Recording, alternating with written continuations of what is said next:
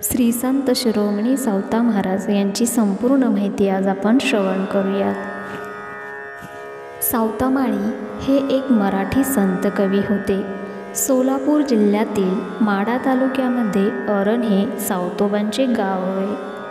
दैवू माळी हे सावता महाराजांचे आजोबा होते. ते पंढरीचे वारकरी होते. त्यांना 2 मुले होती, पुरसोबा आणि डोंगरोबा. पुरसोबा हे धार्मिक वळणाचे होते. शेतीचा व्यवसाय सांभाळून ते भजन पूजन करीत असत. पंढरीची वारी करत असत. त्यांचा विवाहही त्याच पंचक्रोशीतील सदुमाळी यांच्या मुलीशी झाला. या दाम्पत्यांच्या पोटी सावतोबांचा जन्म झाला. या घराण्याचे मूळ गाव मिरज संस्थानातील औसे होय. दैवू माळी आजोबा अरण या गावी स्थायिक झाले. भेंड हे गाव जवळच 2 मैलावर आहे. सावता माळी यांनी भेंड गावचे भानवसे रूपमाळी हे घराणे असलेल्या जनाई नावाच्या मुलीशी लग्न केले. तिने उत्तम संसार केला. त्यांना विठ्ठल व नागाताई अशी 2 अपत्य झाली. सावता माळी यांनी सेनानाभी नरहरी सोनार यांच्याप्रमाणेच त्यांनीही आपल्या व्यवसायातील वाक्यप्रचार शब्द अभंगात वापरले आहेत. तत्कालीन मराठी अभंगाच्या भाषेत नव्या शब्दांची, नव्या उपमानांची त्यामुळे भर पडली. सावता माळ्यांचे अभंग काशीबा गुरव हा लिहून ठेवत असे. संत सावता माळी यांच्याबद्दल संत नामदेव म्हणतात, धन्य ते आरण रत्नाची खान, जन्मला निधान सावता तो, सावता सागर प्रेमाचे आगर, घेतला अवतार माळ्या घरी. संत सावता माळी हे पंढरपूर जवळील अरण भेंडी या गावचे रहिवासी असून त्यांच्या वडिलांचे नाव परसुबा आणि आईचे नाव नांगिताबाई होते.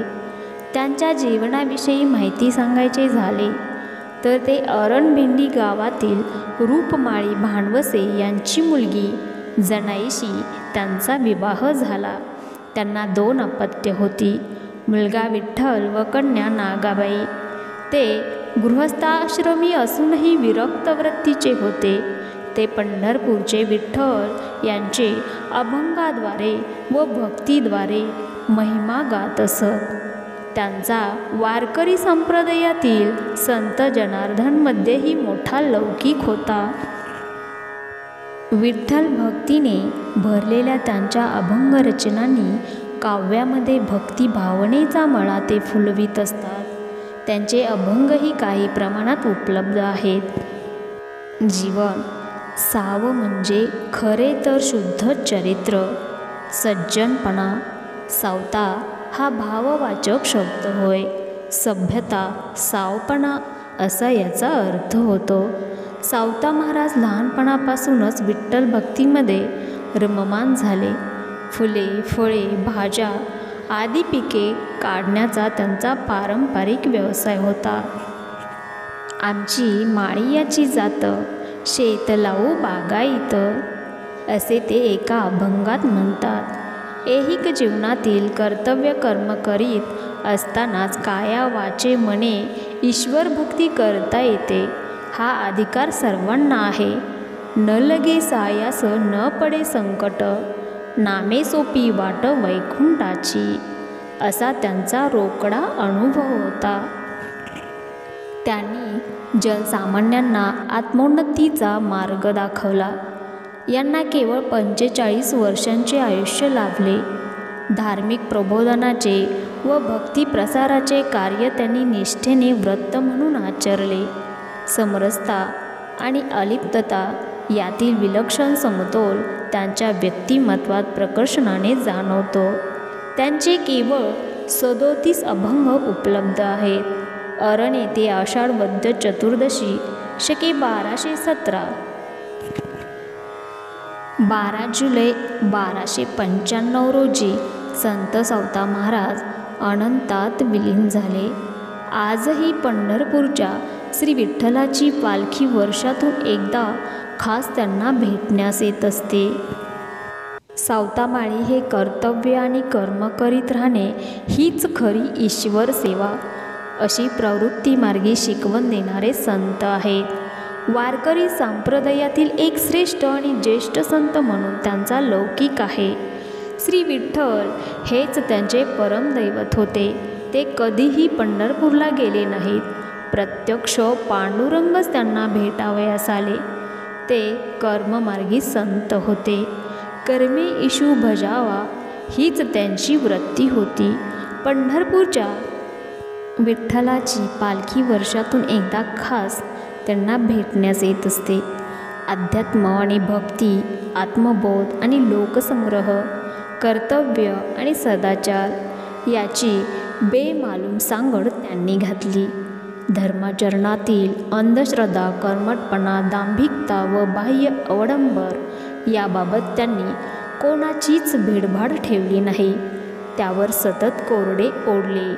अंतशुद्धी, तत्वचिंतन, सदाचार, निर्भयता, नीतिमत्ता, सहिष्णुता इत्यादी गुणांची त्यांनी भालवण केली. ईश्वराला प्रसन्न करून घ्यायचे असेल तर योग, याग, जप, तप, तीर्थव्रत, व्रतवैकल्य या साधनांची बिलकुल आवश्यकता नाही. केवळ ईश्वराचे अंतःकरणपूर्वक चिंतन हवे आहे. आपल्या दैनंदिन गरजा भागवण्यासाठी संत सावता हे आपल्या शेतात दिवसभर कष्ट करीत असत. तसेच त्याचबरोबर ते ईश्वर भक्तीसुद्धा करत असत आणि ईश्वर भक्तीचा हा अधिकार सर्वांना आहे. न लगे सायास न पडे संकट, नामे सोपी वाट वैकुंठाची असा त्यांचा रोकडा अनुभव होता. त्यांनी जनसामान्यांना आत्मोन्नतीचा मार्ग दाखवला होता. काशीबा गुरव नावाचे व्यक्ती त्यांचे अभंग लिहून ठेवत असत. आपल्या मळ्यातील भाजीपाल्यामध्येही त्यांना विठ्ठलाचे रूप दिसते.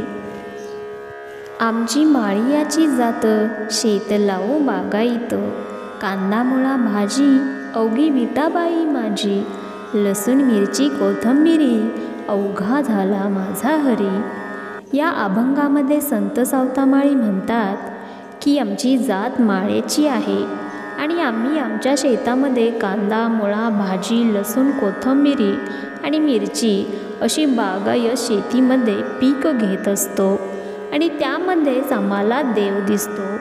देवाला पाहण्यासाठी मंदिरामध्ये जाण्याची गरज नाही. आपल्या कामामध्ये देव असतो हेही त्यांना सांगायचं आहे. अध्यात्म, भक्ती आणि आत्मबोध आणि लोकसंग्रह, कर्तव्य आणि सदाचार याची बेमालूम सांगड त्यांनी घातली. धर्मचरणातील अंधश्रद्धा, कर्मठपणा, दांभिकता यावर त्यांनी कोणाचीच ठेवली नाही. त्यावर सतत कोरडे ओढले. अंतर्शुद्धी, तत्वचिंतन, सदाचार, निर्भयता, नीतिमत्ता, संशोधन इत्यादी गुणांनी त्यांनी ईश्वराला प्रसन्न करून घ्यायचे असेल तर योग्य तीर्थव्रत, कौशल्य या साधनांची बिलकुल आवश्यकता नाही. केवळ ईश्वराचे अंतःकरणपूर्वक चिंतन करणे किंवा नामस्मरण करणे यातच देव प्रसन्न होतो असे त्यांचे मत होते. संत सावतामाळी यांच्याविषयी एक आख्यायिका आहे की संत सावतामाळी हे आपल्या शेतामध्ये खुरप्याने शेतातील काम करत होते. एकदा संत ज्ञानेश्वर, नामदेव आणि पांडुरंग असे तिघेही कुर्मुदास नावाच्या एका संताच्या भेटीला चालले होते. वाटे सावतामाळी यांचे गाव अरणभिंडी लागली. तेव्हा पांडुरंगाने तुम्ही येथे थांबा, मी स्वतः भेटून येतो असे सांगितले. पांडुरंगाला गंमत करण्याची लहर आली. तो धावत धावत सावतामाळ्याकडे गेला आणि म्हणाला, माझ्या मागे 2 चोर लागले आहेत, मला कुठेतरी लपवून ठेव. संत सावता यांनी बालरूपी पांडुरंगाला खुरप्याने आपली छाती फाडून हृदयामध्ये लपवून ठेवले आणि वरून उपकरणे किंवा कांबळे बांधले. ज्ञानेश्वर आणि नामदेव पांडुरंगाची वाट पाहून थकले आणि पांडुरंगाला शोधत सावतामाळ्याच्या मळ्यापर्यंत आले. त्यांनी पांडुरंग कुठे आहे याची चौकशी केली. ज्ञानदेव आणि नामदेव दोघेही ज्ञानी होते. त्यांना सावत्याच्या पोटापाशी पांडुरंग आहे हे समजले आणि मग सावतामाळी यांना बरोबर घेऊनच हे तिघेही कुर्मदासाला भेटायला गेले. या कथेत एक असा अंतरंगात भाग आहे की सावतामाळी यांनी आपले पोट चिरून आत पांडुरंगाला ठेवले. ही कथा सत्याच्या कसोटीवर तपासून पाहणे शक्य नसले तरी पोट चिरून आत पांडुरंगाला ठेवण्याइतपत ताकदचीही काही गरज आहे असे वाटत नाही. संत सावतामाळी आणि पांडुरंग यांचे अगदी जवळचे संबंध होते एवढे जाणता आले तरी पुष्कळ आहे. संत सावतामाळी हे आपल्या दैनंदिन कामकाजात विठ्ठलाचे रूप पाहत असत. त्यांच्याकडे सासरवाडीचे लोक एकदा आले. सावतामाळी भजनात रंगून गेले होते. त्यांनी सासरवाडीच्या लोकांकडे लक्ष दिले नाही. पत्नी संतापली. त्यावेळी त्यांनी आपल्या पत्नीला जो उपदेश केला तो असा की प्रपंच असूनही परमार्थ साधावा, वाचे आठवावा पांडुरंग, उंच नीच काही न पाहावे सर्वथा, पुराणीच्या कथा पुराणीच, घटका आणि परत साधी उतावीळ, वावुगा तो काळ जाऊ नेदी, सावता म्हणे कांती जपे नामावळी, हृदय कमळी पांडुरंग.